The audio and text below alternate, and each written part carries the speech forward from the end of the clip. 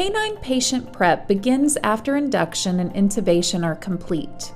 As anesthetics decrease tear production, which can cause the corneas to become dry and prone to ulceration, first lubricate the eyes. Olive or corn oils can be used as inexpensive and safe lubricants and can be kept in small dispensing bottles. Always be certain that the patient's eyes do not come in contact with the tip of the bottle, which will ensure it is kept clean, thereby preventing the spread of any disease. Next, gently roll the dog onto his or her side with the feet facing toward you and insert the positioning or V-tray at the patient's back. The cranial edge of the V-tray should line up with the point of the dog's shoulder.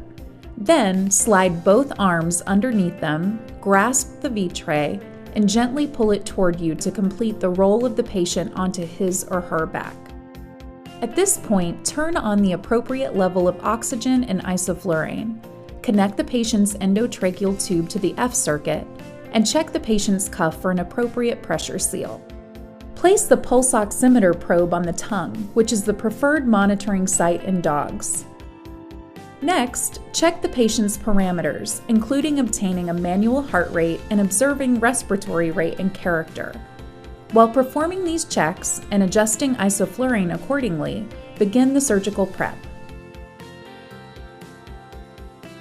Inspect the clippers for broken teeth or overheating, and when deemed satisfactory, proceed with shaving the patient. For a dog spay, shave from the cranial margin, which is the xiphoid process, all the way to the caudal margin, which is the brim of the pubis, and 1 to 2 inches laterally on each side of the mammary chain. The surgical margins for a dog neuter depend upon the method of approach. A prescrotal approach entails shaving from the tip of the penis to the cranial edge of the scrotum, and then 2 inches laterally on either side of the penis. A scrotal approach involves shaving a large square or box around the scrotum, including the scrotum itself. The box should extend 2 to 3 inches out from the scrotum on all sides. Extreme care must be taken while shaving the scrotum itself, as it is very delicate tissue. As such, a small amount of remaining hair on the scrotum is preferable to cutting the skin or causing clipper burn. The initial shave should follow the grain of the hair. Manipulate the direction of the clippers as needed, keeping the clippers flat against the skin to avoid snagging or cutting it. During this time, continue to monitor the patient closely for appropriate depth of anesthesia. The final shave then goes against the grain, which helps remove as much hair as possible. After the shave is complete, vacuum all excess hair from the patient and blanket.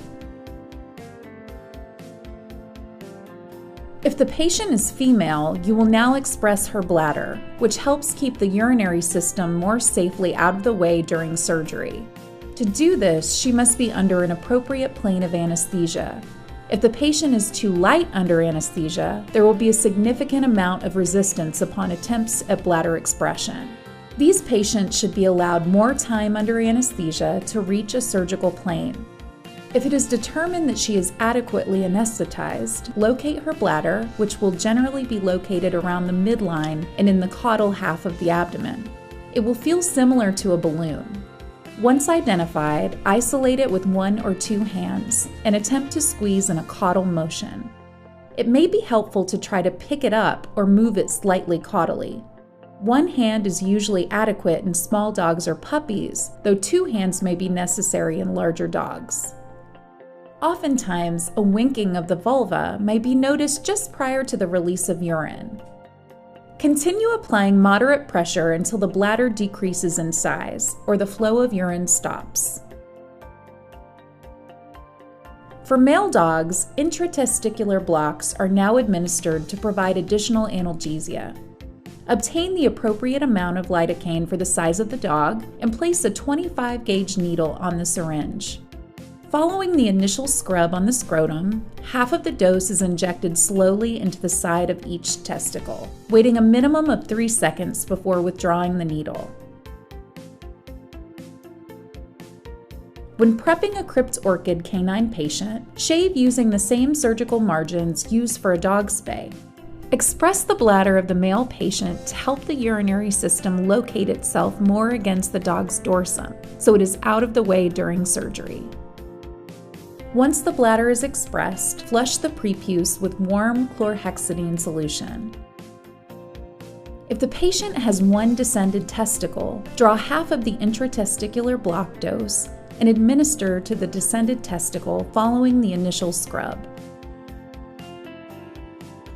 The surgical area must be clean prior to the final sterile applications of the surgical scrub and solution. Use warm chlorhexidine scrub gauze and very gently wash the area, then wipe clean with the solution gauze. At this point, if the patient appears clean, make one swipe in the area of the incision with chlorhexidine scrub gauze and check for discoloration. If the gauze is still discolored or dirty, continue cleaning with the same scrub and solution until the test gauze comes clean, at which point the sterile surgical scrub may begin.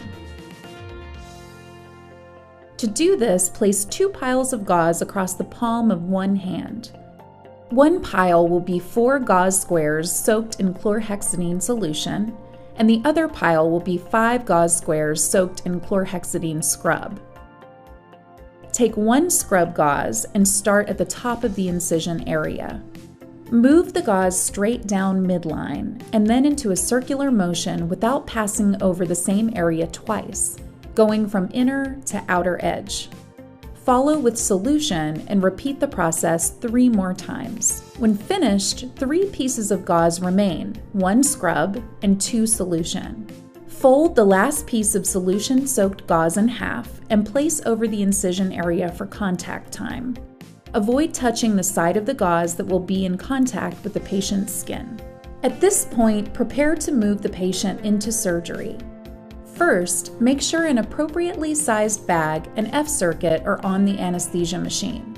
If the dog was prepped on a blanket and it has remained clean and dry, it may travel with her into surgery. If it is wet or soiled, place a clean blanket over the V-tray on the surgery table. Back at your prep station, disconnect the endotracheal tube from the F-circuit, turn off the oxygen flow meter and isoflurane, and cap the F-circuit with a bag. Remove the pulse oximeter from the patient's tongue and clip the probe onto a disinfectant pad that is safe for contact with live tissue. Pick up the dog while supporting the head and neck and carry her carefully to avoid contamination of the surgical site. This is best accomplished by tucking the patient's head in the crook of one arm and holding her front paws with the hand of that arm. The other arm will go underneath her back or hips. Always use 2 people if the dog is large, usually 35 pounds or more. Once you have placed the dog in the new V-tray and dorsal recumbency, adjust the oxygen and isoflurane and connect the patient's endotracheal tube to the F-circuit. Connect the pulse oximeter probe to the tongue. Now check the patient's parameters, including obtaining a manual heart rate and observing the character and rate of respiration. Place the patient's baggie next to her, along with ink and glue. Finally, when the doctor is ready, open the surgical pack using aseptic technique and remove the solution gauze from the incision area. Continue to monitor the patient and remain aware of the surgical process in order to be of assistance.